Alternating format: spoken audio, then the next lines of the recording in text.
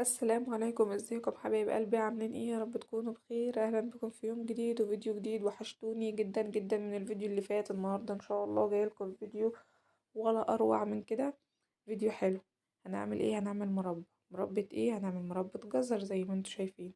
معانا كيلو من الجزر، غسلناه قشرناه الاول وبعدين غسلناه ونشفناه كده من المية وتمام وزي الفل. هتعملي ايه بقى؟ هبشره في المبشرة بتاعتي. إيه والله يا جماعة، أنا يعني بشرت بالمبشرة وأنا أساسا عندي مبشرة في الخلاط بالكهرباء ومش عارفة ايه يعني وجع القلب ده. بس مع ذلك عادي، أهم حاجة إن هو الجزر بتاعنا يتبشر، ما يتقطعش مكعبات ولا يتقطع شرايح طويلة ولا يتخرط على السكينة. أسهل حاجة وأحلى حاجة للمربى إن الجزر يتبشر معانا. بشرنا الجزر، معانا برتقانة كده حلوة غسلناها، وهاخد كل القشر اللي في البرتقان. كل القشر اللي في البرتقان ده مش هسيبه. القشر هو بقى القشر الايه؟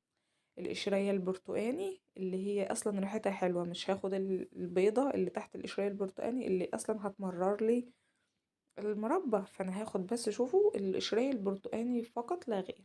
هنزل على كيلو المربى كيلو الجزر وبشر البرتقانة بنص كيلو من السكر الابيض الحبيبات. تمام. تمام وزي الفل. نص كيلو من السكر. هقلب بقى المربى دي كده، السكر مع الجزر مع بشر البرتقال. وهعمل ايه بقى؟ هقوم لفاها كده في ورق فويل او في ورق اسفة، في ورق استرتش او استرتش راب او البلاستيك الغذائي او كيس تلاجة عندك. افتحيه وحطيه على وش الحلة. الحلة دي اساسا لها غطا، وانا بعد ما غطيتها افتكرت ان هي لها غطا، وكان زماني غطيتها وايه وما غطيتهاش بالاسترتش يعني. بقى المهم تتغطى ليه بقى؟ علشان ما تكرفش، بس حاجة من التلاجة لان احنا هنبيتها ليلة كاملة في التلاجة. ليلة كاملة. وللأمانة والله قعدت في التلاجة عندي ليلة ونص، يعني يوم ونص. والله العظيم أنا خدت نتيجة، خدت مربى جزر بجد بجد ما حصلتش. تمام. فإن هي تقعديها 6 ساعات، 12 ساعة، 24 ساعة، هي مش هتقولك لأ. يعني هي مش هتقولك لأ. تمام. مادام متغطية، احنا في جو شتا، الدنيا تمام. شوفوا بقى المية أو المية اللي الجزر نزلها. شوفوا المية اللي الجزر نزلها قد ايه. سخنت الحلة كده، واول ما نزلت بالجزر قمت عاملة تش كده. هو ده المطلوب. شوفوا الدخانة اللي طالعة.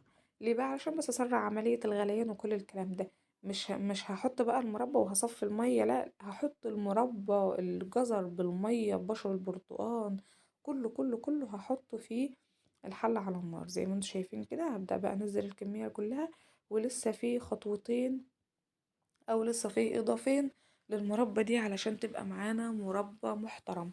هما ايه بقى الاضافتين دول؟ هنحط ان شاء الله تلات اعواد قرنفل او 3 حبايات قرنفل. يعني شوفوا 3، يعني خدوا بالكم من 3 دي. وعود قرفة خشب. مفيش قرفة خشب هتبقى رشة لا تذكر من القرفة البودرة. ولكن من رأيي يعني القرفة الخشب أحلى بكتير. هتاخد الطعم وهتاخد الريحة ومش هيكون فيها بودر، وهيكون لونها برتقاني زي ما هو. للأمانة يعني وللأفضل إن يكون كل حاجة كده ببعضها، أو يعني ايه، حصى مش مطحونة يعني زي ما بنقول. تمام. هغطي عليها هتغلي مع نفسها. وبعد ما هتغلي مع نفسها هوطي عليها النار، وهتبقى المربى اللي انتوا شايفينها دي هتاخد على النار ساعة، ساعة وربع، على نار هادية. مش حاجة بقى هنعلي عليها النار وكل الكلام ده، لا طبعا لازم تاخد راحتها. شوفوا بقى المربى شكلها عامل ازاي.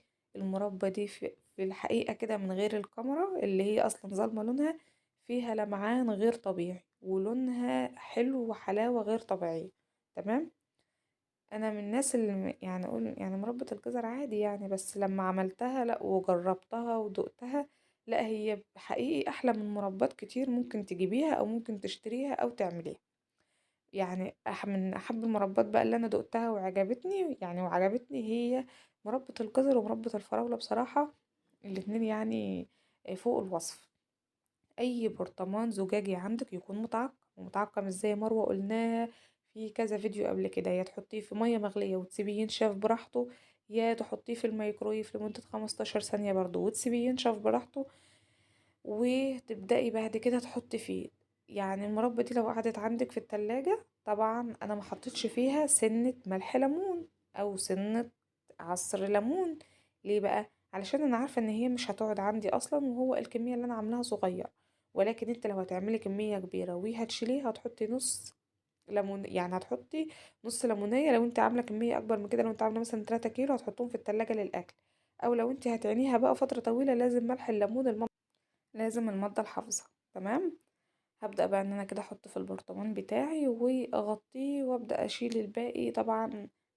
للاكل عادي جدا. شوفوا اصلا شكلها وشوفوا لمعانها تحفة يا جماعة، تحفة. مش قادرة اوصف لكم مدى حلاوة المربى بتاع الجزر دي عاملة ازاي. يا رب تجربوها بنفس الطريقة، ويا رب يكون الفيديو عجبكم كالعادة. وما تنسوش بقى تعملوا لي لايك طبعا، لان اللايك اللي بيرفع الفيديو. والسلام عليكم ورحمة الله.